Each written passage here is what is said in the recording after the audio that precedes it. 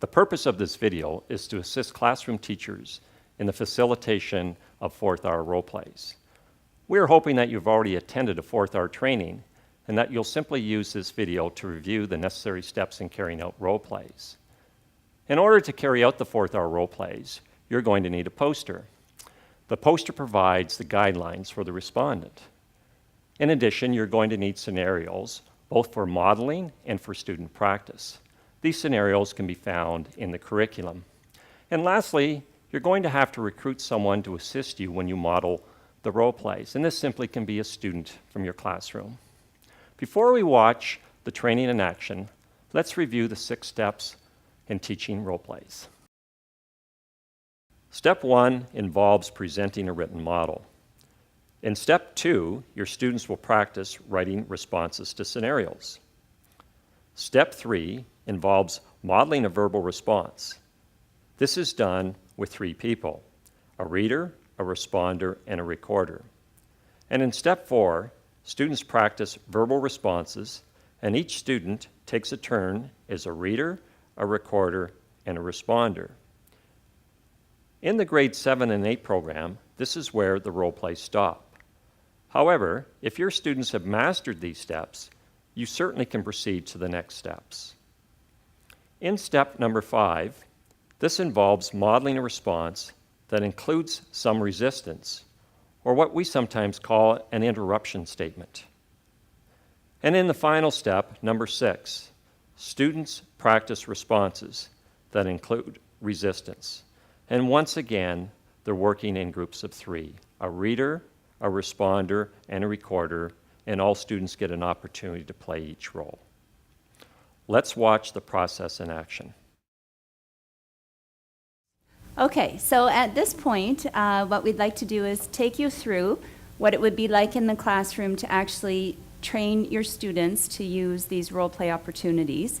So you will have this poster, role play guidelines for respondent, in your class that you would have up on the wall. And what you want to do is refer to some of these items for the students before you start the role play, because this is how you would like them to respond in these types of situations, or at least attempt to respond. So it's just to give them a little bit of a framework of how they should be responding when they're trying these role plays that we're going to do today. So some of the things to keep in mind, so you would go through this list with them and have it up in the classroom. So in this situation, when I'm in this conflict situation, how do I feel? What are my rights? What are the other person's rights in the situation? What do I want or need to have done at this particular time to try to clear this up? Can it be a win-win situation? And you have to keep in mind and certainly tell the students that it can't always be win-win, right? Sometimes they're dealing with a person who is maybe under the influence, or somebody who is not handling anger very well, or something like that. So they may have to put things off to speak at a different time. And you know what? At the same time, it might not even end up being win-win, depending on what that situation entails. Am I respecting the other person's rights? So you want them to consider when they're responding, am I being respectful of that other person and communicating in a respectful way? And finally, is their response realistic? So it's not that you just want the students to come up with something that sounds good and that you want to hear, but you want them to think of the situation in terms of their own life, and is this realistic? Would I really respond this way? All right, but trying to keep those things in mind. So once you've given the students that background, you would move into the first step of role play. And the first step is actually to present a model. So as Ray mentioned in those directions for good role plays, you want to make sure you always provide a model role play before the students have an opportunity to practice. So Ray and I are going to model one for you, and in this particular case, we're starting at the very beginning step, so baby steps, and in this case, the students are actually going to do a written response. So Ray and I are going to demonstrate here. Ray's going to be the reader. I'm going to be the respondent. So he reads. I think about what he said. I'm going to think about those items on that checklist there, or on that poster, and I'm going to write down what I want to say back to him, and then say it back to him verbally. All right, so here's what it looks like. Ready to go. Deb, you believe I started a rumor about you. Okay, so I write down my response, consider the guidelines, make sure I'm getting a few of those points in there, and then I'm just going to read it back to Ray. I'm really upset because I've heard that you started a rumor about me. I told you something important, and now it's being used against me. From now on, when I tell you something, it should stay between us. Okay, and that's it. So Ray read, I thought about it, I considered the guidelines for respondent, I wrote it down and just read it back to him. Okay, and that's the whole thing for a written response.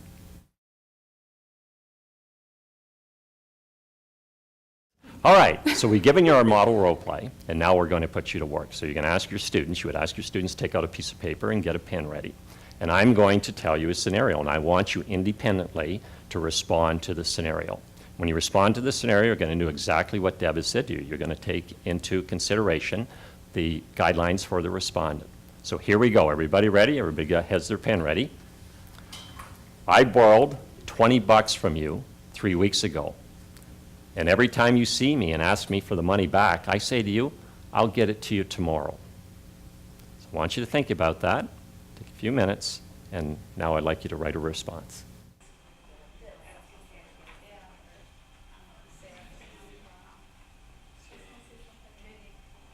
All right, do I have someone that has a response that's willing to share it with our group? Someone has a response? Great. Ray, I'm really disappointed that every time I ask you for my money, you say I'll give it to you tomorrow. You know, this makes me feel like I can't trust what you'll say. Maybe we can sit down and figure out when you have it, because I really need to pay my mom back. And I understand you may not have the money, and that's okay. Just be honest and we can work it out together. Oh, thank you very much. Let's just have a look at this for a second. Great. In terms of the target items that Debbie has hit here. So have a look at that post over there. Did she tell us how she felt? Did she talk about her rights? I think so. Good job there. What does she need and why? Excellent. What needs to be done? That was clear. She was clear with me. Is it a win-win situation? We're good friends. I think it is. Pretty good. Is she respecting my rights? I felt so. And was the response realistic? What do you think? Yeah, I think it was. It was pretty good response. Thanks a lot.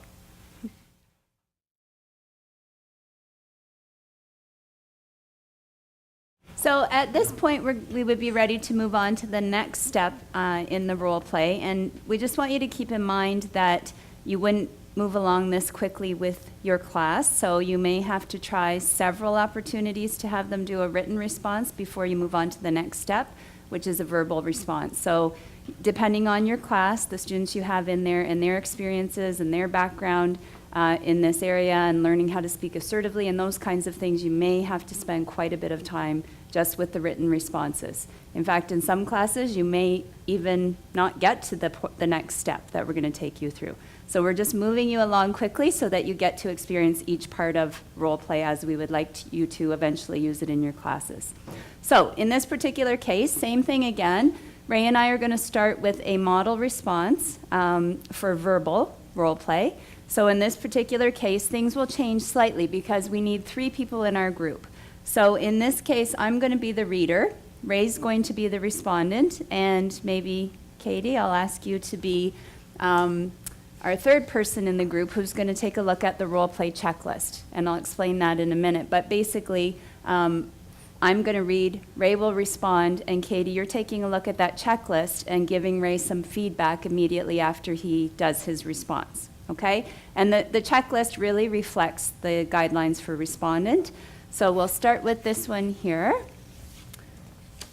So this time, remember, it's verbal. So I read, Ray responds. Ray's going to turn over his paper and just jot down his response on the back, and then Katie's going to give him some feedback. All right, so here we go.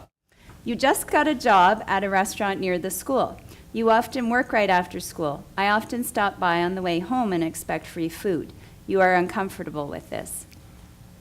Deb, I really feel pressured when you stop by the restaurant and expect free food. You know, if my boss ever found out I was giving you free food, I'd probably get fired. So you know what? I don't mind you stopping by the restaurant, and you know, we can visit when I'm on my break, but I'm not going to give you free food anymore. Okay, so Ray turns over his paper. He jots down the main points that he said.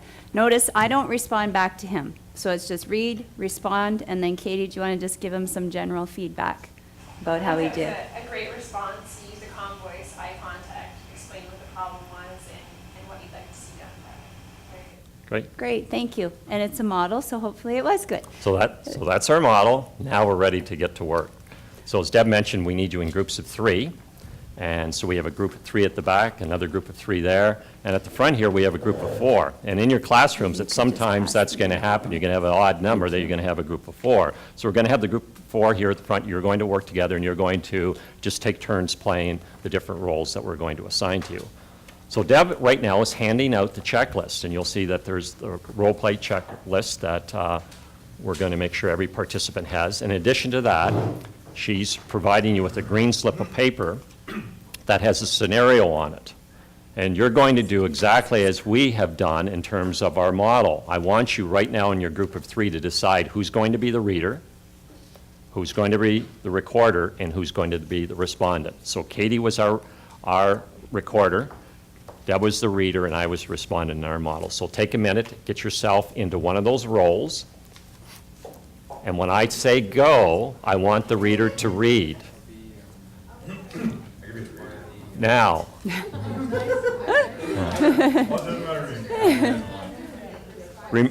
just for your attention for a minute, this is where you may run into a problem with your classroom.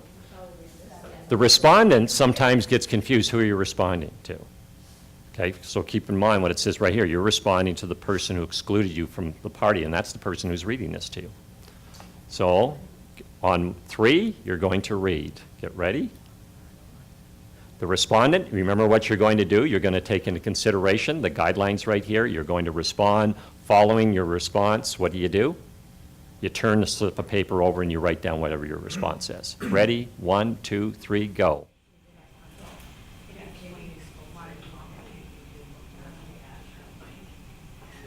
As the classroom teacher, you wouldn't take it up.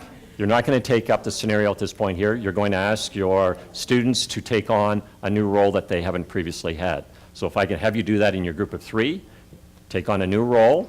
This time, if you were the respondent, you're going to be either the recorder or you're going to be the reader. So go ahead, when you're ready to go, do it again. So you respondent, you remember to write it down, right? You wrote it down afterwards. So now we're at the point we've completed 2 responses to the same scenario. So just think what's happening here. We haven't even taken this up as a classroom yet. At the 3rd point that we're going to do, the person that hasn't had an opportunity to do yet will now have their opportunity to play the 3rd role that they haven't played. So, ready? Let's do the 3rd person. All right, everybody's had an opportunity to play one of the roles. That's great. So you can see up to this point in time, I haven't asked my students at all whether they've hit the targets. I haven't taken any feedback from them. So we've got a couple of options that we can do here. First of all, one thing is that I can ask people to collectively put your heads together, and as a group, I want you to come up with the best response to that particular scenario. You know what? And maybe it's one that somebody's already given, but perhaps it isn't. Perhaps you can take a little bit from each person. So I'm going to give you a couple of minutes to do that collectively, and when you're finished that, I want a group to share your response with me. Ready? Have a discussion. All right, is there a group that can share their response with me? Is there a group? Okay, we have a group back here. Now, when you share your response, I want you to do it just as we did the model up here. Somebody's going to read, somebody's going to respond to it, and then we have a recorder that's going to give some feedback. All right? Are we ready? Okay, let's go.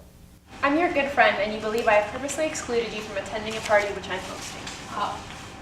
I just found out that, Katie, that you're having a party and that I wasn't included.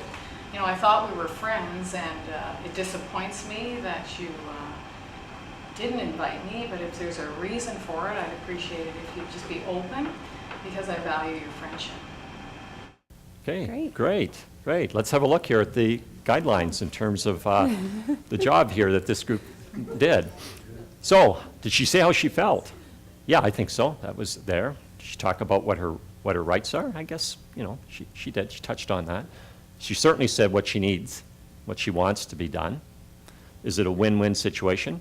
Possibly, and as we know, it can't always be a win-win situation, and we're going to talk a little bit more about that in the next scenario, next stage that we go to. Is she respecting the rights of the other person? I think she's done a reasonable job in that area. And what about being realistic? Because with your students, this is often the key issue. You know, that's not a realistic response. What do you feel about that one? Okay? I think so. You know, you're going to get variation, but I think it was a pretty realistic response. Thank you very much for that.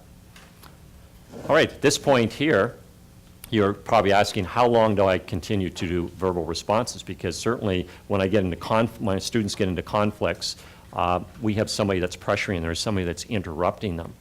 So as previously mentioned, when you were doing the written responses, you would do that until you feel your students have achieved a certain standard. The same thing is this. Some of your classes are going to move along very quickly, and you may have to only spend a half a period doing this or a full period doing this. Others may, again, never get past this particular point. But hopefully you do get past this point, and when they do get past the point, we're ready to go on to our next step. Just one other thing that I wanted to mention at this point is you'll notice with these scenarios that you've worked on so far, you've done a really good job of negotiating and compromising in those conflict situations. And we want you to always keep in mind and to remind your students as well that the scenarios that we use in the 4th R are all situations where you care about that relationship. So you do actually want to maintain that friendship, that relationship with that person. So you want them to see those scenarios in that context. So it's not just like someone's walking down the hall, some random person saying something to you. This is a person you care about and you do value that friendship. So keep that in mind as well as we're continuing on here. So as Ray said, we're moving to the final stage, which is adding a little bit of resistance. So it would be easy if you could give one response and that would be the end of the conflict. But of course, we know that's not usually the case. So here we're going to put on a little bit of pressure. So again, Ray and I would start with the model response, okay? And there's going to be a different checklist this time. So I'm just going to hand this out so that you can refer to it. So if you could just pass these down that way and then here. So the top of the checklist is actually exactly the same as the first one, which reflects this, okay? Which reflects the guidelines for respondent poster. So what's going to happen here is, again, you would have 3 people in the group. So in this particular case, Ray is the reader. I'm the respondent. Okay, if Katie's doing the checklist again for us, she would complete the top of the checklist based on my initial response. So Ray reads, I respond, Katie completes the top part of the checklist, but our role play continues because Ray is going to give what we're going to call an interruption statement or a resistance statement, some kind of statement to kind of push things, give me a little bit of pressure, okay? And then I'm going to respond one last time. The bottom of your checklist is what you would be looking at for that final response from this person, okay? So basically in this case, we each speak twice. Ray reads, I respond. Ray gives a resistance statement, I respond to that, and that's it, okay? This time, you're writing down something different, so you don't want to get confused here. You're actually writing down this person, the reader, so Ray is going to actually write down his resistance statement, and you'll see why that is once we get into the student practice, okay? So that's what we're doing in this case, so we will do a model for you here. Deb, we're out at a party together, and I'm drunk and I'm acting rude to you in front of your friends. You know, Ray, I'm really struggling tonight because I'm feeling really embarrassed with some of the things you're saying in front of my friends. I think you have had a lot to drink tonight. Oh, Deb, give me a break. You know I'm only joking. You know, I know you think you're only joking, and I get that. And like I said, I do feel you've had quite a bit to drink, but it's really hurting my feelings. So I really would like you to kind of, you know, stop with those comments and things like that because I'm not having a good time. And that's it. Okay, so Katie would give some feedback right away. Ray's writing down the interruption statement that he used. So Katie, go ahead. I think you were very calm. You used eye contact, explained why it was a problem and why it was bothering you. Once he gave the resistance statement, you paused and reiterated why it was bothering you and what he needed to do to change. Okay, great, thank you. Good. So we're ready to have some practice right now, but before Deb's going to hand out some scenarios to you, but I wanted you to think about these interruption statements. So you have your classroom and you can anticipate that some of these interruption statements may be pretty aggressive. So we want to coach our students about the parameters around what those interruption statements should be. So you know your community, you know your schools, and you need to take that in consideration. So you have in front of you right now a scenario, and you're going to mimic the model that we have done. So you're going to get yourself in a group again, that you're going to have a recorder, responder, and a reader. have a look at that statement, read it over, decide which one of those roles you're going to play. And to remind you, we're going to have the reader, you're going to read, all right? The responder, you respond to the situation, keeping in mind the guidelines that are on that poster. At some point, you're going to give the reader, you're going to give the interruption statement. Let the person say a little bit. Don't interrupt them when they're first speaking. Give them an opportunity to start explaining. One last time it's going to happen, they responded, you're going to get one last opportunity to respond, and you're responding to the interruption statement and concluding. So you get an opportunity to speak twice, both the reader and the respondent. Everybody understand? All right. And remember with the checklist, the person who's doing the checklist, the bottom part of that checklist is based on the person's final response, okay, after that interruption statement. All right, everybody has a role. 1, 2, 3, read. I'll respond to that. Okay. You go into the change room after phys ed class and see that. What's going to happen next is we're going to give you an opportunity to practice the role again. We're not going to take it up, but let's think about this for a second. In your classroom, what's going to happen here? Person gave an interruption statement. Do you think the student in your classroom, the second person that is going to give the interruption statement, is going to give the same one? No, it's not going to happen. So we're going to have the exact same scenario, but we're probably going to have a new interruption statement. So the person that's had the opportunity, that is going second now in terms of responding, has had the opportunity to listen to the first person, has had the opportunity to build on the positive feedback that has been given. So here we go again, take on a new role, and let's try it again.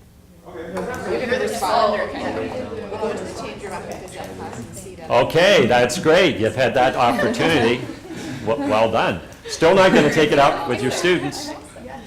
We're not going to take it up. What you need to do next is take on the third role. So if you haven't had an opportunity to practice that. Checklist guy. Ready? Go ahead.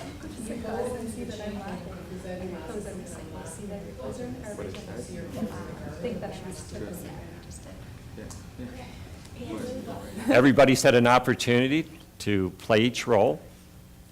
Now you need to debrief this and take this up with your class. So the step that I'm going to ask you to do collectively, I want you to take a look at those interruption statements, because you're wondering why did we have you copy down those interruption statements.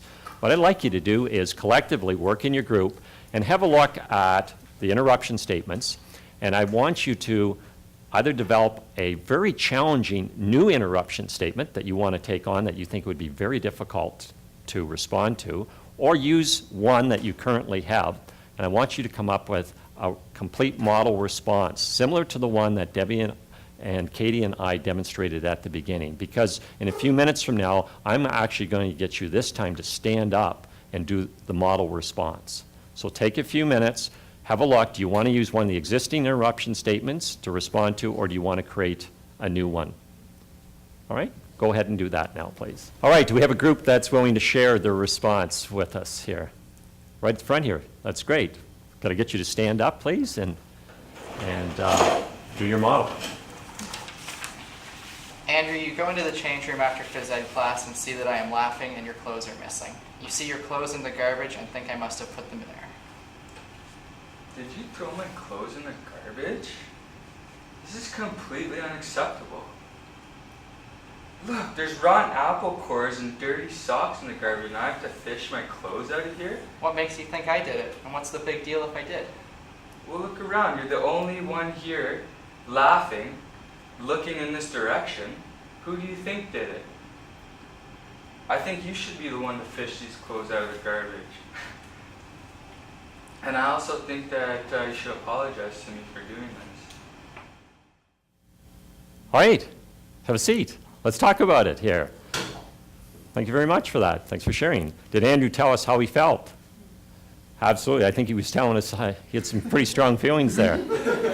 He did tell us how he felt about that. Did he talk about his rights? Did I hear any rights there? Not all the time. One thing about these markers to keep in mind is your students don't have to hit every one of these every time. That's not critical. So I'm not quite sure about that. Did he say what he needed and what he wanted in this situation? Well, he was telling them, I think you certainly did say I'm wondering about the tone a little bit in terms of how you were telling them, in terms of your body language, and that it may have been maybe a little aggressive. I don't know what other people thought of that. Maybe a little. What needs to be done, you were very clear. I'd like you to apologize. I'd like you to do that. Is that a good idea, to ask a person for an apology? What do we think of that in there? Do you have a comment on that? You know, you might be setting yourself up for disappointment if the person wasn't prepared to apologize. That's a good point. Perhaps that's a possibility that could happen. Is it a win-win situation at this point here? I felt a little bit uncomfortable. I don't know how you did, Debbie, whether or not it was going to be win-win. I always felt that I might have been on a little bit of edge, that we could go down the road that we're going to get this completely resolved, or we may go down that other path and it could escalate from the point. But that's a very interesting avenue that could take place. Respecting the rights of the other person, again, I'm not quite sure if we hit that one on the mark. And is the response realistic? What do people think of that one? Yeah, some people thought, you know what, absolutely, it could, it's right there. So thank you very much for that response. I think it was realistic, and that you'll find when your students do these role plays, that would be a very typical response that you would get, because the emotion is there, right? And I really felt your emotion there, Andrew, because you're mad, right? You walk in the change room and your clothes are in the garbage with the apple cores and whatever else you mentioned that's in there, the dirty socks and whatnot. So that is true, that certainly that's how they feel. So we're trying to just move them to the next step, which is very difficult, which is to take the emotion as much as you can out of it. But that's not easy, right? Because it's okay to feel emotion, and that's a good thing. But just in those situations when you feel really angry about something and you show those emotions, that's when things often tend to escalate. The other thing that came up there, which often will happen with the students, is that Andrew started right away with a question, okay? So he said, "Did you put my clothes in the garbage?" or something like that. So again, you'll find that that type of response comes up a lot, and it may have when you are practicing. So we're trying to move the students again into just giving these assertive statements, because they so much go the other way and just ask a lot of questions and act angry, etc. So we're trying to move them to trying to be assertive, tell the person what you want, what you need, and respect their rights. Okay, so not seeking so much clarification at that point, but just the practicing of the assertiveness skills. So that was great. Thank you. And absolutely. And similar to the other steps that we went through, we can see that this is going to take a lot of practice. And the amount of practice is going to vary from your classroom, again, from classroom to classroom, and in terms of the skill level that we have with your students. But hopefully, we get to the point that we can actually, in the next step, move on to what would be a full role play. In conclusion, I can't stress enough the importance of doing the fourth hour role plays. The research is clear. Students need time to practice the important skills of delay, refusal, and negotiation. Developing fourth hour skills is not unlike developing the skills associated with the other 3 R's of reading, writing, and arithmetic. It takes time and it takes energy. However, I can assure you that if you take the time, your students will develop the skills that will put them on the path to healthier relationships.